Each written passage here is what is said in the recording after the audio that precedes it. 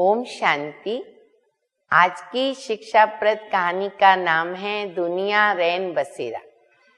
कहते हैं कि बल्क में एक बहुत ख्याति प्राप्त हुआ फकीर होके गया है जिसका नाम था इब्राहिम, और उस समय वो बल्क का बादशाह था।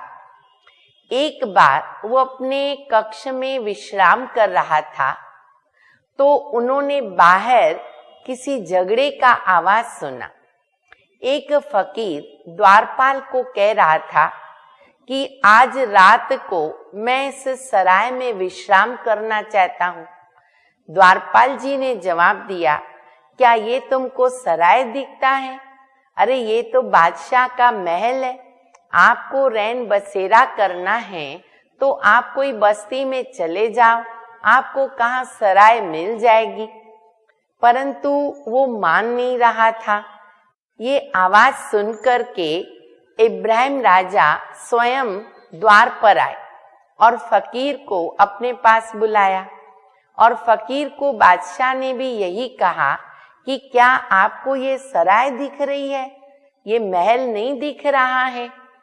तो फकीर ने कहा कि मैं जब यहाँ कुछ समय पहले आया था तो आप नहीं थे, कोई और था।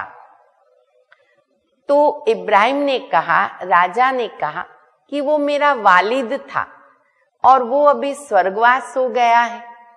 तो फकीर ने कहा कि इसके भी पहले जब मैं यहाँ आया था तो उस सिंहासन पर कोई और बैठा था, आप नहीं थे।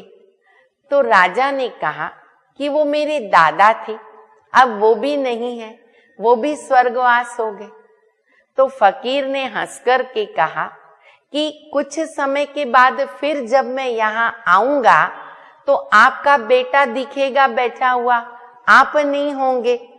तो इसका मतलब ये सराय हुआ ना, महल तो हुआ ही नहीं। तीसरी बार जब मैं आऊंगा तो तीसरा व्यक्ति मिलेगा।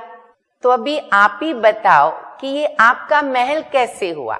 लोग आते हैं जाते हैं, बदलते रहते हैं, तो ये तो रैन बसेरा हुआ, सराय हुआ, इसे हम महल तो कह नहीं सकते हैं। बस राजा ने जब ये सुना तो उनकी आंख खुल गई, बिजली चमक गई। उनको ऐसे लगा कि ये फकीर तो बिल्कुल सही कह रहे हैं। राजा का इतना परिवर्तन हो गया कि उन्होंने फकीर को कहा कि फकीर जी आप बैठो, मैं यहाँ से चलता हूँ। कहानी से हमें ये बोध प्राप्त होता है। कहते हैं ना कि दुनिया मुसाफिर खाना है, यहाँ आए हैं जाने के लिए, हम यहाँ मेहमान हैं। 4 दिन का रैन बसेरा है। शरीर के अंदर भी जो आत्मा विराजमान है वो तो अनादि अविनाशी है, पर शरीर तो विनाशी है। तो आत्मा को भी एक शरीर छोड़कर दूसरा लेना पड़ता है, परिवर्तन करना पड़ता है। इसलिए हमें मेहमान समझ करके न्यारा और प्यारा रहना है। नष्टो मोहा होना जरूरी है। परम पिता परमात्मा की स्मृति में रहें ताकि हमारा भविष्य भी उज्जवल बन जाए। ओम शांति।